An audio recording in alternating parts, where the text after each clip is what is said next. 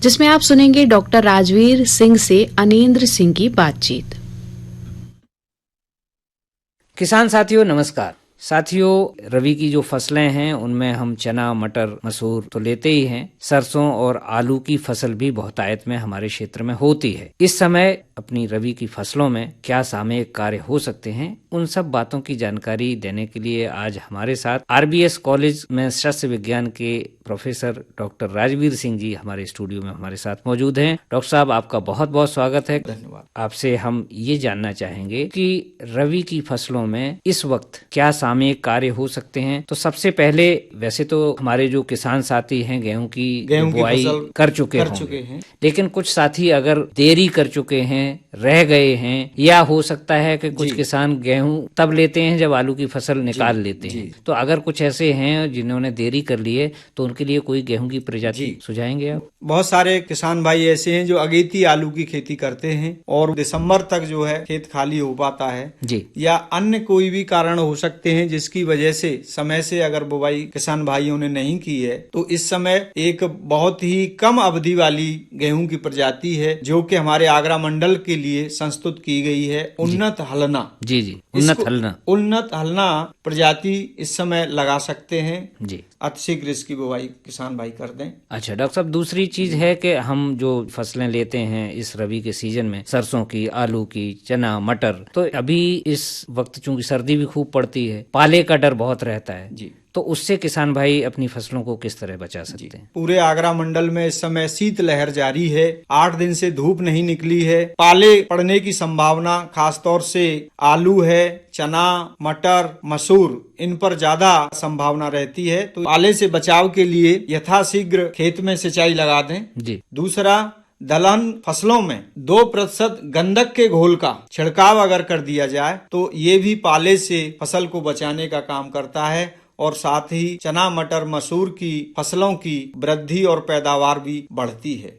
सरसों में तो अगर छिड़काव कर दिया जाए तो जो तेल की मात्रा है बताते हैं दानों में, वो भी बढ़ जाती है। बिल्कुल सही कह रहे हैं, क्योंकि सरसों तेल में सल्फर तत्व पाया जाता है। जी। बुवाई के समय अगर किसान भाइयों ने सल्फर का प्रयोग नहीं किया है तो इस समय सल्फर 2% घोल का छिड़काव सरसों की फसल पर भी किया जा सकता है। अच्छा डॉक्टर साहब, एक चीज और है कि आजकल चना हो या मटर हो या आपकी मसूर हो, आलू हो, जी, इनमें पत्तियां पीली पड़ जाती हैं। हाँ, ये पत्तियां पीली पड़ने के वैसे कई कारण हैं, लेकिन आमतौर पर जो दिखाई देता है कि किसी कारण से अगर नत्रजन की कमी है, अच्छा, तो उसके लिए नवीनतम प्रयोगों से यह सिद्ध हुआ है कि यदि किसान भाई 2% यूरिया के घोल के 2 पर्णीय छिड़काव 10 दिनों के अंतराल पर चना, मटर, मसूर में अगर दाना बनते समय अगर इसे कर देंगे, अच्छा, तो निश्चित रूप से लगभग 15 से 20% उपज में भी इजाफा होता है और पत्तियां जो पीली पड़ गई हैं वो भी जो है हरी हो जाती हैं और पौधे की वृद्धि और विकास अच्छा होता है। रबी की फसल में बहुत से किसान साथी मटर करते हैं और मटर में बुकनी रोग एक रहता है जो पाउडरी मिल्ड्यू आ जाता है जी, इसी दौरान लगता है, यही समय रहता है जी। तो उसकी क्या रोकथाम है, कैसे किसान भाई उसकी रोक? ये मटर की फसल का एक प्रमुख रोग है बुकनी रोग, जिसे पाउडरी मिल्ड्यू के नाम से भी जाना जाता है। और इस रोग के लिए इस समय जो वातावरणीय दशाएं हैं बहुत ही अनुकूल हैं, इसलिए इनका समय रहते नियंत्रण बहुत आवश्यक है। और इसके नियंत्रण के लिए 3 किलोग्राम घुलनशील गंधक को 600 से 800 लीटर पानी में घोल बनाकर प्रति हेक्टेयर की दर से 10 से 12 दिनों के अंतराल पर 2 छिड़काव अगर समय से अगर किसान भाई कर देते हैं। सल्फर का छिड़काव जो है वो बहुत महत्वपूर्ण है इस दौरान, बहुत महत्वपूर्ण है, क्योंकि सल्फर जो पाला है वो भी मारता है, उसको भी उसके प्रभाव को कम करता है और फसल का एक आवश्यक पोषक तत्व के रूप में भी है। जी जी जी जी। तो दोनों ही रूप से जो है फसल को बचाने के लिए इस समय बहुत अच्छा इसका प्रयोग हो सकता है। ये तो बात हो गई इसकी बुकनी रोग की, लेकिन राई में, सरसों में या टमाटर में जो फसलें हैं उसमें खरपतवार आ जाता है, वो राम जी की गुड़िया जी, उससे भी काफी लॉस हो जाता है किसानों को, तो उससे कैसे बचें, कैसे रोकथाम करें? ये आमतौर पर ये जो राम जी की गुड़िया जिसे ओरावंकी के नाम से जाना जाता है, ये एक अर्ध परजीवी जो है खरपतवार है। अर्ध परजीवी कैसे है? शुरुआत में ये अपना स्वतंत्र रूप से भूमि के अंदर उगता है, जो पूर्व में बीज पड़े रहते हैं, बीज के द्वारा पैदा होता है। अच्छा। और उसके बाद जैसे ही हमारी सरसों ये टमाटर ये फसलें जब लगाते हैं तो धीरे धीरे उनकी जड़ों से ये पोषक तत्व लेना प्रारंभ कर देता है। तो इसलिए इसके नियंत्रण के लिए किसान भाइयों को अगर लगातार सरसों की फसल ले रहे हैं तो इसके समुचित नियंत्रण के लिए फसल चक्र में सरसों या टमाटर को 1 या 2 साल के लिए दूसरी फसल ले सकते हैं। अच्छा। हाँ, दूसरा तो जो बीज में रह जाता है खरपतवार वो जो है कंट्रोल हो जाए। हाँ, और दूसरा इसका जो है यांत्रिक नियंत्रण भी है। जहाँ दिखाई दे रहा है जड़ के पास से, तो उसको हसिया या कुछ ही नुकीले उससे भी काटा जा सकता है।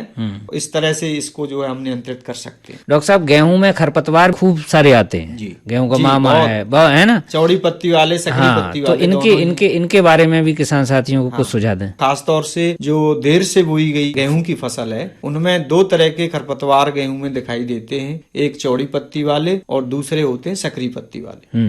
चौड़ी पत्ती वाले खरपतवारों में बथुआ है, खरतुआ है, कृष्णनील है, हिरनखुरी है। तो इनके नियंत्रण के लिए 2,4-D 650 मिलीलीटर दवा को 700 से 800 लीटर पानी में घोल बनाकर बुवाई के 30 दिन बाद, यानी पहली सिंचाई के 25 दिन पे लगाइए। हाँ, उसके 1 हफ्ते बाद जैसे ही पैर खेत में सहने शुरू हो जाएं, उस समय इसका एक छिड़काव कर देना चाहिए।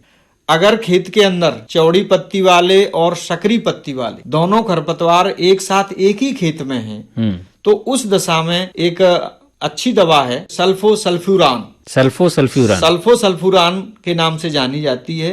इस दवा की 33 ग्राम दवा 600 से 800 लीटर पानी में घोल बनाकर प्रति हेक्टेयर की दर से अगर छिड़काव कर दिया जाए। ये छिड़काव कब करना है? ये भी 30 दिन पे करना है। अच्छा। यानी अगर खेत के अंदर चौड़ी पत्ती वाले और सकरी पत्ती वाले दोनों खरपतवार मौजूद हैं तो उस दशा में सल्फोसल्फ्यूरान दवा का हमें छिड़काव करना है। और अगर खेत के अंदर केवल चौड़ी पत्ती वाले खरपतवार हैं, सकरी पत्ती वाले खरपतवार नहीं है, तो वहां पर 2,4-D का छिड़काव करना चाहिए, क्योंकि खरपतवारों का नियंत्रण बहुत जरूरी है, क्योंकि फसल पहले से ही लेट हो चुकी है। और अगर खरपतवार नुकसान करेंगे तो आगे फसल जाहिर है कि उत्पादन जो है बहुत प्रभावित होगा। अच्छा डॉक्टर साहब, अब जो है चूंकि दाने बन गए हैं सरसों की फसल में, अगर देखें तो कुछ दिन में जो है माहू खूब दिखाई देगा और माहू बहुत नुकसान करता है हमारी सरसों की फसल को, तो उससे बचाव जो है बहुत जरूरी है। जी, कैसे बचा जाए? हाँ, ये मौसम भी माहू कीट के लिए जो है बहुत ही अनुकूल मौसम है। और इसमें इस समय प्रकोप जो देर से बोई गई सरसों की फसलें हैं या चना, मटर, मसूर या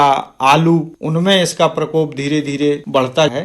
तो इसके नियंत्रण के लिए फास्फेमिडान, जो कि 85% के रूप में दवा सक्रिय पदार्थ के रूप में उपलब्ध है, इसको 1 से 1.5 किलोग्राम 600 से 800 लीटर पानी में घोल बनाकर प्रति हेक्टेयर की दर से छिड़काव करना चाहिए सरसों की फसल के लिए। और जहां तक चना, मटर, मसूर की बात है, उसके लिए 250 मिलीलीटर मात्रा फास्फेमिडान की जी, क्योंकि सरसों की फसल काफी बड़ी होती है, उसके लिए मात्रा ज्यादा आवश्यक है। जी। और इनको 600 से 800 लीटर पानी में घोल बनाकर और भी कीटनाशी दवाएं हैं उनका भी प्रयोग कर हम इससे निजात पा सकते हैं। तो ये तो हो गया सरसों की फसल में माहू और आलू की फसल में। और चने की फसल में इस वक्त आता है झुलसा। जी, तो उससे कैसे हमारे किसान भाई रोकथाम कर सकते हैं, उससे कैसे बच सकते हैं? हाँ, इस रोग की रोकथाम के लिए 2 किलोग्राम जिंक मैग्नीज कार्बामेट प्रति हेक्टेयर की दर से 600 से 800 लीटर पानी में घोल बनाकर फूल आने से पूर्व व 10 दिनों के अंतराल पर दूसरा छिड़काव आवश्यक रूप से कर देना चाहिए। तो निश्चित रूप से फसल को हम झुलसा रोग से बचा सकते हैं। अच्छा डॉक्टर साहब, एक और जो बहुत बड़ा नुकसान हमारी फसलों में खासकर गेहूं की फसल में होता है चूहों के द्वारा। जी,